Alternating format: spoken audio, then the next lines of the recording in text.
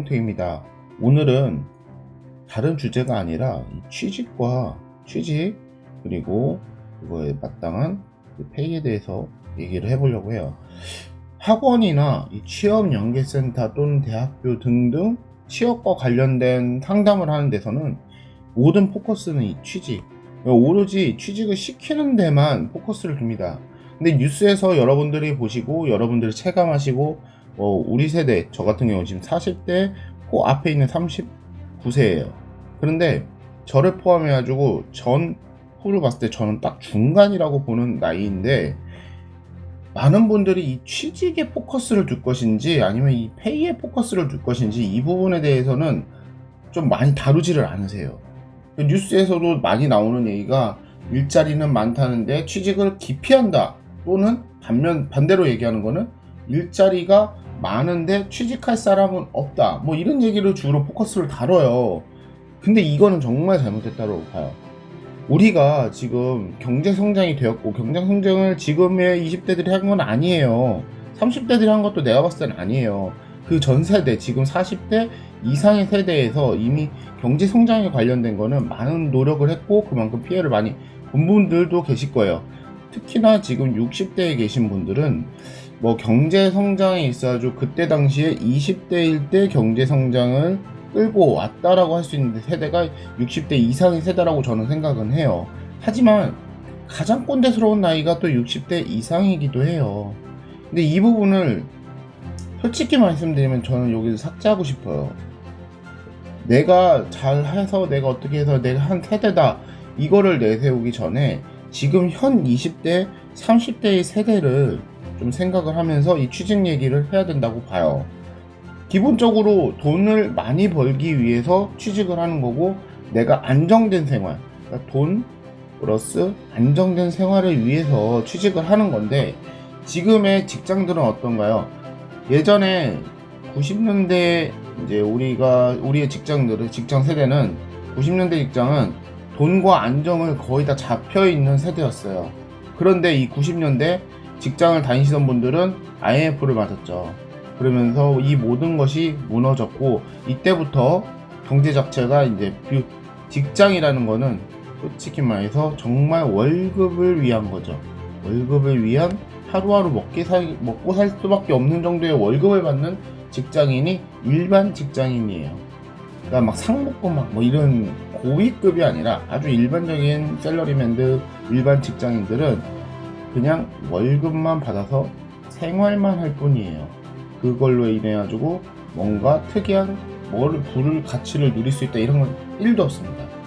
그런데 지금 직장을 찾는 사람들은 정말 지금 20대와 30대는 솔직히 다른 의미로 고생을 했어요. 입시 전쟁을 고생을 많이 했어요. 20, 30대들은 입시를 정말 고생을 많이 해서 대학을 가기 위해서, 대학을 가면 뭐가 좋다? 취직이 좋다. 취직을 잘하면 뭐가 좋다? 안정된 생활을 할 수 있다. 이렇게 배웠어요. 근데 이 모든 것이 많이 깨졌다라는 걸 느끼는 세대가 지금 20대와 30대 MZ세대예요. 그냥 MZ세대를 욕하시는 분들이 있어요. 쟤들은 건방지다. 그러니까 MZ세대 자체를 저는 20대에서 30대까지도 솔직히 MZ세대에 속한다고 저는 봐요. 왜냐하면 맥락이 좀 비슷해요. 근데 이 MZ세대를 욕할 게 없어요. 이 MZ세대는 이미 40대 이상, 좀 나이가 한 40대에서 60대, 우리 부모님 세대에다가 속고 사는 거예요. 그러니까 왜 속았다고 얘기를 하느냐, 당연스럽게 그냥 60대로 얘기할게요. 제 부모님 세대 60대 70대 분들은 공부를 하면 돈을 많이 번대요. 근데 공부를 해서 돈을 많이 버는 사람 있어요. 근데 그분들도 돈을 어마어마하게 많이 버는 분들은 상위 몇 프로 되지도 않아요. 그분들을 제외하고는 진짜 먹고 사는 거예요. 먹고 산다, 이 개념밖에, 한다는 개념밖에는 솔직히 남은 게 없어요. 근데 이 먹고 산다는 개념을 위해서 내 20살 때까지의 모든 시간을 입시 전쟁에서만 치렀거든요. 근데 이 입시 전쟁을 치른 이후의 세대에 나한테 남은 게 뭐냐? 그 이후에는 계속해서 뼈 빠지게 일을 하는 거야, 일. 그냥 내 인생에 워크밖에 없어요. 이 워크밖에 안 남고 나머지 아무것도 남은 게 생활 자체에 남은 게 없는 그런 삶을 살 수밖에 없는 게 현재 직장인이에요. 그러다 보니까 직장인들이 가장 우러러보는 게 이제 투잡에서 성공을 해서 이제 부를 이룬 사람들. 그러니까 직장인에서 투잡으로 됐다가 투잡을 하다가 부를 이루어주고 경제 자유인이 된 경제 자유를 이루신 분들, 이분들을 동경하는 시대가 됐습니다. 근데 이것도 잘못된 이유가, 자, 경제 자유를 이루어주고 내가 놀면서 돈을 버는 이 자율적인 자동화 시스템을 만들어서 돈을 버는 사람이 됐다고 쳐요. 그럼 나는 경제 자유인이에요. 이 경제 자유인이 인구의 50%가 됐다. 그러면 과연 이 경제 자유인이 의미가 있냐? 이 경제 자유인은 식당 가서도 아무도 서빙을 할 사람이 50%밖에 없다 보니까 이제 인력이 없는 거예요. 그리고 이 경제 자유인도 한 부분에서는 사람을 써야 돼요. 특정 부분에서는 월급을 주고 사람을 써야 되는데 이 경제 자유인 밑에서 일할 직원이 없는 거예요. 이미 50%라는 경제 자유인이 생기다 보니까 나머지 50%의 이 직원으로 일할 수 있는 50%가 너무 부족해지는 거죠. 그러면 직원의 월급은 또 올라가는 거예요. 월급은 또 인상이 되는 거예요. 그러다 보면 이 월급은 점점 인상이 되고 반대의 상황이 또 생길 수도 있는 거거든요. 이건 아무도 모르는 건데, 그러니까 이게 말이 안 되는 행위고, 그 중에 몇 프로만 경제 자유를 잃었기 때문에 소수 경제 자유인들은 그만큼 힘들게 경제 자유를 잃었다라는 게 말이 되는 거거든요. 아무리 경제 자유인이 들어도 그 경제 자유인들이 더 이상 늘 수 없는 이유는 뭐 유튜브나 많은 경제 관련된 강의를 듣고 조금 더 나아질 수는 있어도 100% 경제 자유를 이루기 위해서 할 수 있는 인력은 소수밖에 되지 않고, 나머지는 어쨌든 직장인을 베이스로 해서 투잡화를 해서 조금의 경제 자유, 아주 조금의 경제 자유는 가질 수 있겠지만 그 이상을 뛰어넘기에는 그 한계적인 비율이라는 건 항상 생길 수밖에 없는 거예요. 자, 그렇다면 우리가 원하는 건 진짜 페이도 높고 직장으로서도 안정된 자유로운 생활, 그리고 이 안정이라는 거는 적정한 휴가, 그리고 내가 필요할 때 쓸 수 있는 연차 등등, 그러면서도 월급은 안정적이고 내가 부족함이 없는 거, 이런 직장, 정말 이런 직장을 원하거든요. 근데 실질적으로 대기업에 가시잖아요. 대기업에도 이게 만족됐다라고 대기업 다니시는 분들이 꼭 생각하진 않아요. 이게 사람의 만족도라는 건 욕심이 있기 때문에 만족도를 100% 채워줄 수 있다는 건 아니에요. 내가 기존에 생활했던 생활 루틴이 있고 그거에 대해서 대기업을 갔을 때 만족을 하냐, 아니면 좀 페이가 낮아도, 쉬는 시간이 적어도 페이가 높은 데를 찾아가는 게 만족도가 높으냐, 뭐 이런 거 다 차이가 있거든요. 그런 거를 모두 만족할 수 있는 거는 가봐야 돼요. 정말 가보면 그 회사가 어떤지, 뭐 중소기업이 나한테 맞을지 대기업이 나한테 맞을지, 아니면 작은 소기업이지만 내가 일하는 만큼 뭔가를 더 챙겨줄 수 있는 작은 규모의 회사의 사장님이 나랑 맞을지, 이거는 사람마다 기준이 다르고 사람마다 그 원하는 루틴이 다 다르더라고요. 그래서 만약에 여러분들이 이제 취직을 한다고 쳤을 때는 이런 부분을 먼저 고민을 했으면 좋겠어요. 내가 원하는 취직이 무엇인가?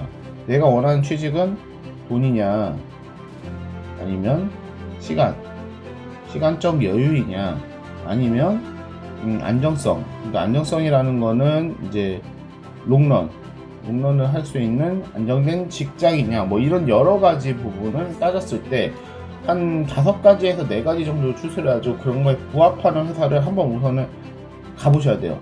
우선 첫 번째 취직을 해보시고, 여기서 이제 1년에서 2년을 있다 보면은 이 회사의 장단점이 보이고, 선배 세대에 지금 일하고 계신 분들의 일하는 스타일이라든지 여러 가지를 봤을 때, 내가 계속해서 다녔을 때 이 회사가 어떻게 나한테 도움이 될 수 있는 회사냐, 도움이 되지 않고 나를 빨아먹는 회사냐를 느낄 수가 있겠죠. 그러면 여기서 이제 1에서 2년 정도 됐을 때 한 번 더 취직의 기회가 다시 오게 돼요. 이 취직의 기회가 다시 온다는 건 뭐냐면, 누군가가 이제 자꾸 주변에서 아는 사람들이 생기고, 거래처도 생기고, 연락처를 나눈 사람들이 생기고, 계속 1, 2년 동안 생기는데, 나를 바라봐서 어떻게 생각하느냐에 따라 가지고 한 번의 이직 자리가 한 번씩은 꼭 오게 되거든요. 그럼 이 이직 자리를 봤을 때 내가 어떻게 갈 수 있는 데인지 안 갈 수 있는지를 여기서 또 따지게 돼서, 여기서 남게 되시는 분들은 현재 있는 직장에 다시 남아요. 근데 여기서 보통 이직 자리를 보고 가시는 분은 페이예요. 이 생활이라는 거는 조건을 제시를 해가지고 되는 게 아니더라고요. 그렇기 때문에 이 1, 2년 견딘 데서 더 견디게 되면은 더 안정적으로 편안한 직장 생활을 할 수 있는데, 여기서 이직을 한다? 그러면 이 이직된 회사를 겪어야 돼요. 그럼 이 회사의 문화라든지 이 회사의 흐름, 뭐 전체적인 회사가 돌아가는 루틴들을 다 익히는데 또 1, 2년이 걸릴 거예요. 그러면 1, 2년 동안은 이 이직된 회사에서 1에서 2년 동안에는 돈만 바라보고 이 회사를 다녀야 되고, 가는 거를 또 바랄 수가 없어요. 자, 그러면 또 어떻게 되느냐? 여기서 이제 못 견디신 분들은 요때를 다시 회상을 하면서 다시 또 재취직을 해요. 그럼 여기서 세 번째 회사로 또 넘어갑니다. 그러면 이 회사에서는 뭘 바라려고 그러냐? 나를 인정해서 나를 인정을 하기 때문에 안정적으로 일을 할 수 있는, 뭔가 나를 믿고 움직여줄 수 있는 회사를 찾게 돼요. 그리고 이때는 또 페이는 기본적으로 내가 경력직이다 보니까 이 경력직에 따른 페이도 원하게 돼요. 그리고 내가 기존 회사에서 이제 직급을 받았으니까 그거에 따른 직급도 원하게 돼요. 자, 이는 점점 취직을 이어서 이직을 하면서 뭔가 늘어나고 있죠. 원하는 게 늘어나고 있고, 이게 맞춰지는 게 늘어나고 있어요. 자, 그러면 흔히들 말하는 대기업을 꼭, 첫 직장은 대기업을 가야 된다, 이 얘기를 하는 이유가, 자, 여기서 첫 직장이 대기업이었어요. 대기업을 첫 번째로 취직을 했을 때, 대기업을 첫 번째로 취직했으면 이 루틴에 따라 가지고 여기서 한번 옮겨갈 때, 이 이직을 할 때, 두 번째 이직 때 여기가 외국계가 될 수가 있어요. 외국계 대기업이 될 수가 있고, 자, 여기서 또 다음에 취직을 할 때 아예 외국을 갈 수도 있어요. 또는 뭐 지금 사용되고 있는 뭐 베트남이라든지 이런데 이제 지사, 베트남 지사 같은데, 외국 지사죠. 그러니까 외국 지사 같은 데로 이제 발령 갈 수 있는 게 거의 다 경력직을 보통 다 보내고, 이제 기존의 일에 대해서 어느 정도 다 흐름을 다 받을 수 있는 어느 정도 이상의 5년에서 10년차 사이의 경력직들이 보통 이제 외국 지사로 발령을 내다 보니까, 이 외국 지사를 갈 수 있는 인력을 구하기 위해서 좀 높은 페이를 지불을 하더라도 회사 입장에서는 보낼 수 있는 거죠. 그래야 믿고 커뮤니케이션을 할 수 있는 담당자를 구할 수 있는 거니까요. 자, 이런 루틴을 가지려면 보통은 대기업에서 흐름을 타고 이렇게 내려오시는 경우가 많고, 이게 가장 일반적으로 대기업을 가야 되는 이유 중에 하나고, 이 첫 번째가 만약에 중소기업이 된다? 중소기업이 되면 루틴을 이렇게 갈 수는 똑같이 있어요. 그런데 똑같은 루틴으로 갈 수는 있는데 이 페이가 달라져요. 페이가 처음에 얼마부터 시작을 했냐는 대기업을 들어가는 거에 따라 초봉이 달라지다 보니까, 이 대기업을 가고 안 가고의 문제는 이 페이 루틴이 많이 달라집니다. 자, 그러면 이제 마지막으로 얘기를 할게, 페이가 먼저냐 아니면 직장이 먼저냐, 요거를 정확하게 머릿속에서 잡으셔야 돼요. 나는 돈을 따라갈 사람이다, 나는 직장을 따라갈 사람이다. 만약에 돈만 보고 가실 거면요, 대기업이 필요가 없어요. 대기업을 꼭 안 가셔도 충분히 갈 수 있는 곳들은 많아요. 대신에 내가 휴일 보장, 휴일 이제 근무 시간 내에도 이제 편한 근무가 있고, 편한 근무가 지향되는 회사가 있고, 좀 빡빡하게 일하는 회사들이 있어요. 근데 빡빡해도 돈을 잘 주는 회사가 또 있고요. 그러면 이런 거를 다 쳤을 때 이제 페이를 따라갈 때는 휴일이나 편한 근무, 또는 자유시간, 뭐 터치, 이제 내 일하는 스타일에 대한 터치, 뭐 이런 거를 좀 다 감안을 하고서라도 좀 높은 페이를 줄 수 있는 데를 찾다 보면, 이게 중소기업이든 중소기업이든 내가 커리어만 경력만 따라줘 경력을 쌓기 위해서 갈 수 있는 회사는 많습니다. 진짜 많아요. 근데 사람들은 이쪽은 잘 모르니까 못 가는 거고, 내가 이거를 갔을 때 몇 년을 까먹을까봐 잘 못 가세요. 그리고 너무 힘들까봐 못 가고, 내가 견딜 수 없을까봐 못 가고. 그래서 보통 직장만 보고 가는 게 대기업입니다. 대기업은 월급이 많죠. 월급이 우선 기본적으로 생산직을 가더라도 대기업이 월급은 확실히 높고, 그 다음으로 뭐냐? 뭐 연차, 월차는 뭐 지금 개념이 없으니까 연차, 휴가 또는 휴가비 뭐 이런 거를 기본적으로 잘 챙겨줍니다. 그러니까 막 작은 회사에 비해서 이런 거는 확실히 대기업일수록 딱딱 맞춰가지고 챙겨줘요. 그러다 보니까 좋고, 뭐 상여급 같은 경우도 이제 회사에 따라 대기업은 거의 무조건적으로 챙겨주는 게 있고, 그러니까 말 안 해도 이게 왜 다 이루어지느냐? 노조가 있기 때문에. 이 노조에 의해서 안 해줄 수가 없는 그런 환경이 돼요. 그러다 보니까 대기업을 갈수록 좋은 거는 딱 요거 하나예요. 그러니까 편하게 직장 생활을 처음에 시작하고 싶으면 대기업을 가라는 이유는, 이 작은 소기업에서도 이 페이로는 솔직히 소기업을 가나 대기업을 가나 솔직히 말해서 업무의 난이도에 따라 가지고는 오히려 중소기업을 가도요, 페이는 잘 벌 수 있는 기회들은 꽤 생겨요. 근데 이제 그게 불확실성이 있기 때문에 확정 지을 수가 없는 거고, 대기업을 갔을 때에는 기본적으로 이게 보장이 돼요. 그러니까 안정적인 시작이 되죠. 안정적인 시작이 되고, 이게 내가 잘려야 되는 잘려서 이직을 한다라는 보장성이, 그러니까 잘리는 경우들이 대기업이 더 적죠, 아무래도. 그러다 보니까 안정적으로 내가 다닐 수 있는 데까지 다닐 수 있다는 대기업이 확실하고요. 그러다 보니까 많은 사람들이 대기업 쪽으로 몰릴 수밖에 없는데, 마지막으로 결론은 이거예요. 뉴스에서 자꾸 떠드는 건 대기업에만 몰린다. 중소기업은 취직을 안 한다. 이거는 이런 맥락을 봤을 때 중소기업은 불확실성이 너무 높기 때문에 진짜 내가 그만큼 캐리어가 낮지 않으면은 중소기업을 가고 싶지 않은 건 당연한 거예요. 우선 기본적으로 대기업부터 시작을 하는 게 나도 모든 생활 반면에서 안정적으로 시작을 할 수 있는데, 굳이 중소기업 취직하기 싫은 거죠. 그러면 이걸 어떻게 해결해야 되느냐? 중소기업도 높은 캐리어를 뽑으려고 하면 안 되는 거예요. 중소기업은 그냥 진짜 낮은 레벨의 직장을 다녔던 사람이 이직을 하더라도 그 사람들을 다 케어를 해주고 이 사람들을 키울 생각을 하고, 대신에 키우면서도 이 사람들이 안 갈 수밖에 없는 걸 생각을 해야 되는데, 이 키우는 과정에서 이제 기업들은 그런 생각을 많이 해요. 키우는 과정에서 내가 이만큼 얘를 정말 낮은 레벨, 로우 레벨에서 하이 레벨은 아니더라도 미들 레벨까지는 올렸다. 그러면 이거를 올라간 만큼 페이도 올라가야 되는데, 나는 너를 가르치기 위해 돈을 썼다.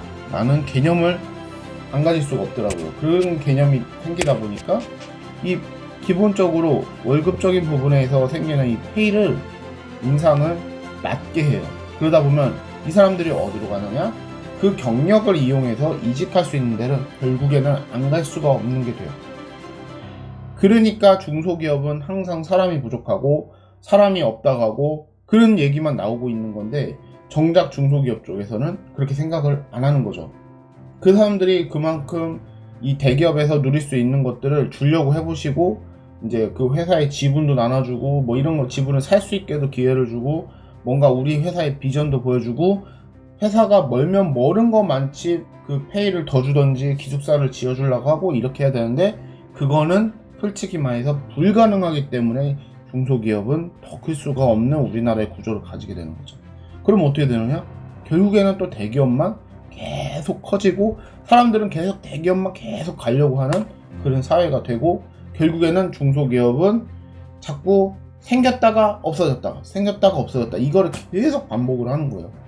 결국 중소기업은 안정적이 못하다라는 인식은 더 커질 수밖에 없고 더 가기 불편한 회사의 종류가 되는 거죠. 그렇기 때문에 차라리 진짜 중소기업은 대기업보다 페이라도 더 많이 줘야 돼요. 그 사람의 레벨을 따질 게 아니라 그냥 중소기업 자체라는 게, 중소기업이 그만큼 대기업보다 악조건에서 일을 할 수밖에 없는 거는 누구나 가보면 느끼거든요. 그러면 중소기업은 다른 거 다 필요 없다, 그냥 너네한테 페이라도 잘 주겠다, 니네가 대기업에서 느끼는 페이 이거라도 잘해줄 수 있게 노력을 하겠다, 아니면 대우라도 잘해주겠다, 뭐 이런 게 있어야 됩니다. 근데 실질적으로 중소기업을 가보면 대부분의 중소기업은 뭐 휴게소도 제대로 없고 뭐 커피 하나 마시는 것도 눈치 보면서 먹고 뭐 이런 거 사실적으로 있어요. 그 사장님들과 직접적으로 한 사무실에서 일하는 데들 특히나 더 그렇고, 그거 어쩔 수 없는 사람이기 때문에 사장님들이 그렇게 마인드가 깨어있는 사장님을 만나는 것도 정말 힘들고, 아무리 깨어있는 마인드의 사장님을 만나다 보면 운영을 하면서 돈이 부족한 회사가 되든지 이런 여러 가지 악조건을 겪으면 어쩔 수 없는 구조로 다시 돌아가게 됩니다. 자, 이렇게 오늘 얘기는 이제 여러분들이, 제가 이제 좀 TV를 보고 뉴스를 보다 보면 몇 달째 이제 많이 나오는 얘기가 중소기업에 일할 사람이 없어요, 일할 사람 공고를 올려도 사람이 오지를 않아요, 이런 얘기를 많이 보는데 참 그 뉴스 자체에 포커스가 잘못됐다라고 생각이 돼서 오늘 영상을 만들어 봤습니다. 여러분들은 어떻게 생각하시는지 모르겠지만 제 생각은 이렇다라는 부분을 많이 정리를 했고요. 여러분들이 좀 더 저와 생각을 나누시는데 도움이 되셨으면 좋겠습니다. 감사합니다. 춘봉택이었습니다.